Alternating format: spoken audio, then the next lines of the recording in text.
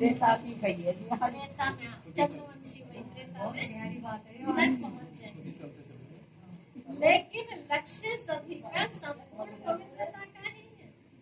सारे चक्र में देखो सिर्फ देव आत्माएं हैं जिनका शरीर भी पवित्र है और आत्मा भी पवित्र है।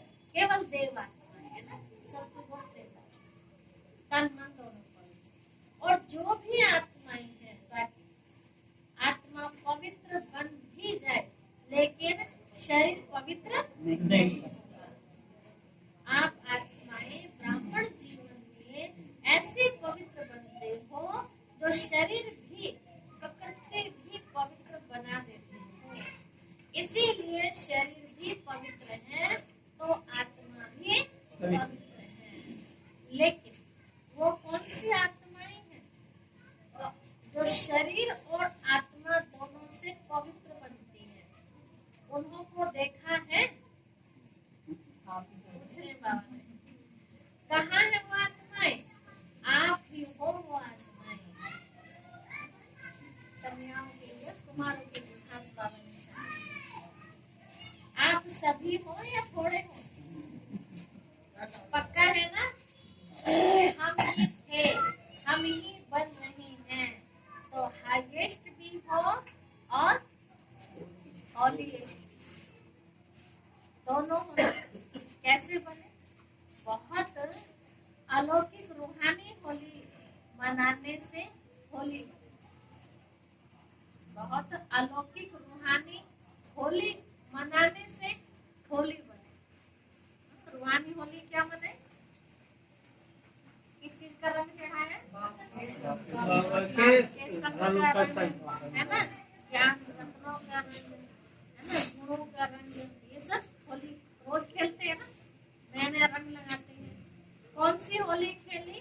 जिससे हाईएस्ट भी बने हो और हाईएस्ट भी बने हो। तो सबसे अच्छे से अच्छा श्रेष्ठ रंग कौन सा है? सबसे अविनाशी रंग है बाप के संग का रंग। जैसा संग होता है ना वैसा रंग लगता है ना चाहते भी। इसीलिए इतना बड़े ध्यान देते हैं हमारे बच्चे कैसों के साथ खेलते हैं। तो आपको किसका रंग लगा है? बाप का। तो बाप के संग का रंग जितना पक्का लगता है उतना ही होली बन जाते हैं, उतना ही पवित्र बन जाते हैं। वहाँ जितना होली खेलते उतने और ही गंदे हो जाते हैं, संपूर्ण पवित्र बन जाते हो। यहाँ संग का रंग तो सहज है ना, संग में रंग आते ही लग जाए, लगाने की जरूरत नहीं, मेहनत करने की भी आवश्यकता नहीं। संग में रहना आता है? पूछ रहे बाबा, संग में रहना आता है? तो सोचते हैं कैसे बाबा की यादें भूल जाते हैं, घर परिवार की जिम्मेवारियां इतनी हैं, लफड़े इतने हैं। एक होते जिम्मेवारी है ना, एक होते हैं बहुत सारे झंझट। तो झंझट में जिम्मेवारी में रात दिन करते हैं। जिम्मेवारी तो बहनों के ऊपर भी रहती है, लेकिन कभी कहते बहुत सारे झंझट है। कभी सुना किसी दीदी से? नहीं सुना है ना।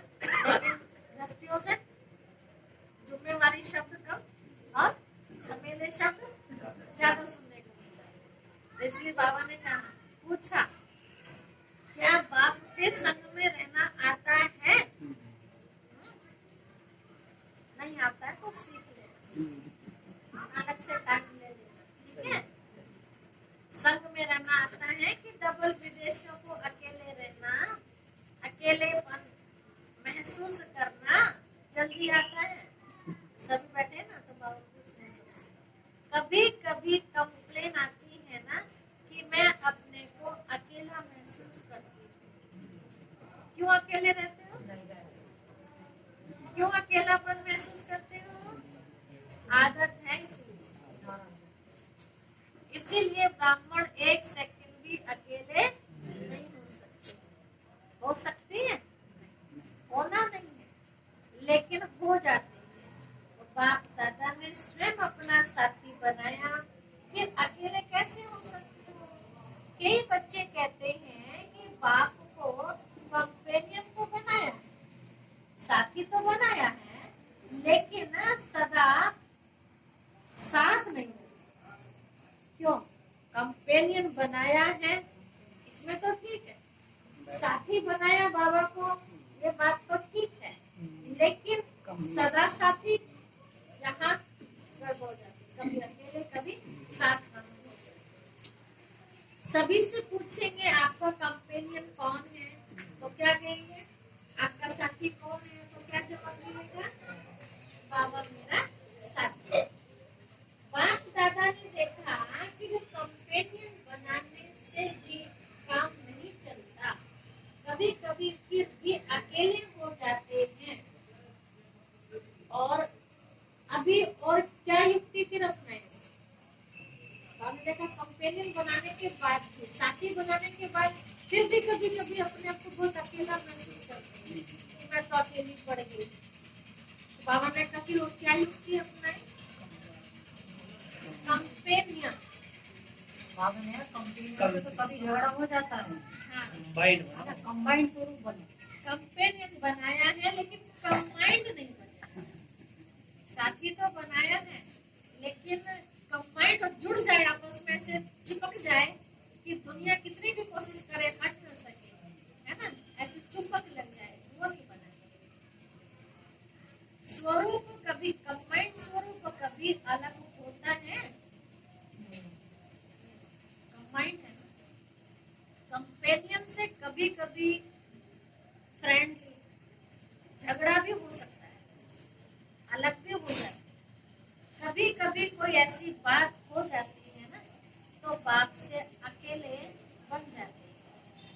तो कंपेनियन तो बना है, लेकिन कंपेनियन को कंबाइंड रूप में अनुभव करो, अलग हो ही नहीं सकते, किसकी ताकत नहीं तो मुझ कंबाइंड रूप को अलग कर सके। ऐसा अनुभव बार बार स्मृति में लाते लाते स्मृति स्वरूप बन जाओ, बार बार उसको याद करते करते वैसा अपना स्वरूप बना ले।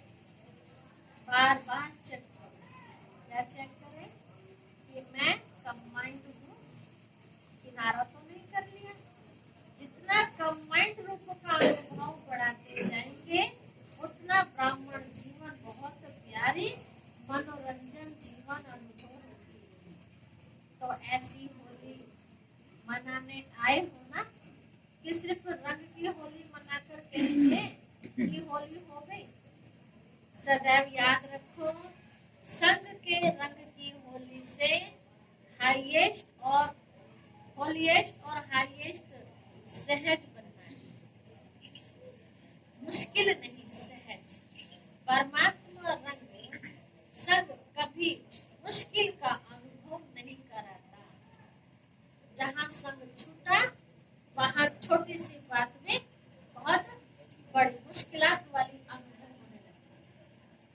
तो बाप दादा को भी बच्चों का मेहनत या मुश्किल अनुभव करना अच्छा नहीं लगता। लौकिक में भी अच्छा लगता है ना, माता पिता उसका बच्चा बहुत मेहनत कर रहा हो तो तरस आता है। श्री बाबा को भी क्या आता है? दया का सागर है ना। बाबा को हमारी मेहनत अच्छी नहीं लगती। मास्टर सर्वशक्तिमान व सर्वशक्तिमान के कंबाइंड रूप और फिर मुश्किल कैसे हो सकता है? जब कोई अलबेलापन व आलस्य व पुरानी पास्ट के संस्कार इमर्ज होते हैं तब मुश्किल अनुभव होता है। जब मर्जीवा बन गए तो पुराने संस्कार की भी मृत्यु हो गई। पुराने संस्कार इमर्ज हो नहीं सकते, बिल्कुल भूल जाओ, ये पुराने जन्म के हैं, ब्राह्मण जन्म के नहीं है। जब पुराना जन्म समाप्त हुआ, नया जन्म धारण किया, तो नया जन्म नए संस्कार। अगर माया पुराने संस्कार इमर्ज कराती भी है तो सोचो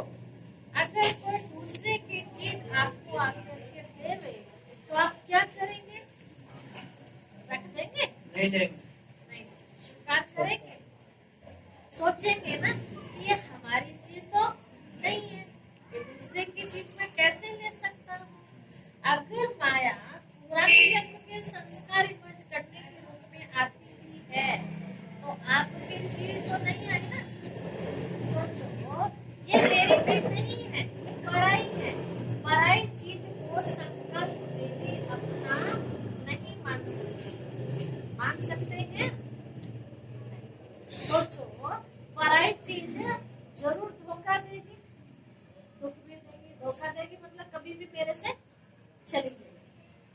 अब चली जाएगी तो फिर दुख होगा ना। हाँ, वो याद आती रहेगी। सोच करके उसी सेकंड पराई चीज को छोड़ दो, फेंक दो, अर्थात बुद्धि से निकाल दो। पराई चीज को अपनी बुद्धि में रख नहीं लो, नहीं तो परेशान करती रहेगी। सदा ये सोचो कि ब्राह्मण जीवन में बाप ने क्या क्या दिया। ब्राह्मण जीवन का अर्थात मेरा निजी स्वभाव, संस्कार, वृत्ति, दृष्टि, स्मृति क्या है, ये निजी है, वो पराई है ना। जो ब्राह्मणों की बाबा ने बताई है वो मेरा अपना है, बाकी सब बातें, संस्कार, सोच सब कुछ पराई है। तो पराई चीज को नहीं रखें, वो पराई है। पराया माल अच्छा लगता है कि अपना माल अच्छा लगता है? अपना ही माल काफी है ना, कोई छूटने से नहीं छूट रहा। ये रावण का माल है ना। पुराने स्वभाव संस्कार, क्रोध वाले, दोष वाले, आलस्य वाले, ईर्ष्या वाले, अलबेलापन वाले, ये किसके हैं? ये रावण का माल है। बाबा कह रहे हैं ये बाप का माल नहीं है। तो किसका माल अच्छा लगता है? बाप का या रावण का? बाप का। कभी भी गलती से भी संकल्प में भी नहीं लाओ क्या करे, मेरा स्वभाव ऐसा है, मेरा संस्कार ऐसा है, क्या करे। संस्कार को मिटाना बहुत मुश्किल है, आपका है ही नहीं। मेरा क्यों कहते हैं? मेरा कहते हैं तभी तो नहीं छूटता, हो तभी परिवर्तन नहीं होता है। तो खातरी करता है। बाप ने कहा रावण का कहोगे तो आसानी से छूट जाए। मेरा संस्कार नहीं तो रावण ने दिया ना तो वापस। तो मेरा कहते हो, मेरा है ही नहीं। रावण की चीज को मेरा कहते हो, मेरा बनाते हो ना, तब ही वो संस्कार भी समझते हैं कि इसने अपना तो बना लिया। तो अब अच्छी तरह से खातरी करोगे। निजी संस्कार, निजी स्वभाव इमर्ज करो, है ना। निजी संस्कार मतलब मेरे अपने संस्कार क्या थे, निजी स्वभाव है ना, वो याद करो देवताएं वाला। तो वो क्या था, बाबा ने उसको इमर्ज करो, तो मैं स्वतः ही मर्ज बाद वाला अपने आप ही खत्म हो जाए। समझा क्या करना है? सारा बता दिया बाबा।